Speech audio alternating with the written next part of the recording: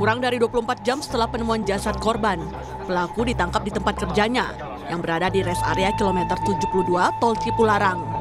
Pelaku mengakui semua perbuatannya hingga tega membuang jasad korban ke Sungai Citarum, Kabupaten Karawang, Jawa Barat. Usai ditangkap, pelaku langsung dibawa ke Mapolres Karawang.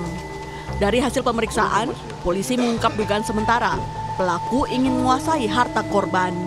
Sebelumnya, korban diketahui mendatangi rumah pelaku yang merupakan atasannya. Sebelum menguasai hartanya, korban sempat mengalami kekerasan seksual dan dianiaya hingga meninggal dunia. Mereka kontak, mereka chat-chatan, disepakati akhirnya bertemu di rumahnya tersangka yang ada, si pelaku yang ada di Purwakarta.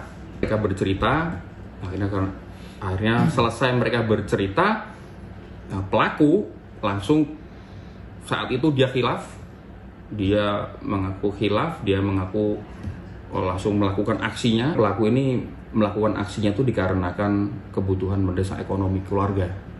Baru sementara nih. Baru sementara sampai saat ini yang kami dapatkan informasi seperti itu. Satreskrim Polres Purwakarta gelar olah TKP kasus pembunuhan dan pemerkosaan terhadap karyawan minimarket oleh atasannya yang jasadnya ditemukan di Sungai Citarum, Kelari, Karawang. Sejumlah saksi juga diperiksa. Di rumah pelaku di Cibatu, Purwakarta, polisi menyita 6 barang bukti. Polisi menemukan barang bukti milik korban yang dibakar pelaku. Di luar rumah, polisi juga menemukan jas hujan korban. Sementara di dalam rumah, polisi menemukan sejumlah barang bukti lain yang diduga digunakan pelaku untuk membuang korban ke Sungai Citarum.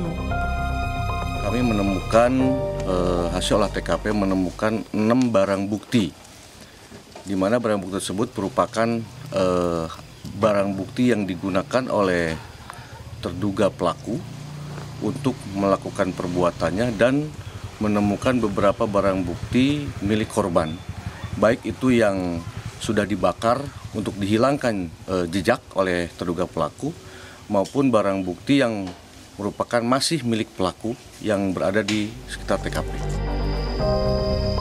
Garis polisi telah terpasang di rumah pelaku di Purwakarta, Jawa Barat. Di lokasi ini, diduga pelaku tega menganiaya korban hingga meninggal dunia dan jasadnya dibuang ke aliran Sungai Citarum. Kepala desa setempat mengatakan polisi menangkap 2 warganya, salah satunya yang diduga turut membantu pelaku.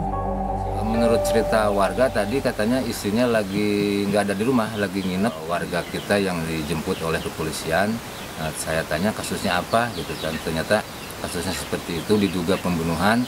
Terus di berapa orang yang dibawa, yang katanya 3 orang, tapi yang dibawa sebelum hanya 2. Terkaitan 2 warga bapak ini apa sih Pak?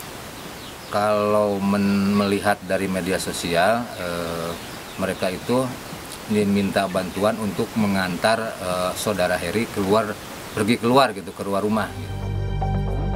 Saat ini polisi masih memeriksa pelaku secara intensif dan memburu rekan-rekan Heri Tanto yang diduga terlibat dalam peristiwa ini.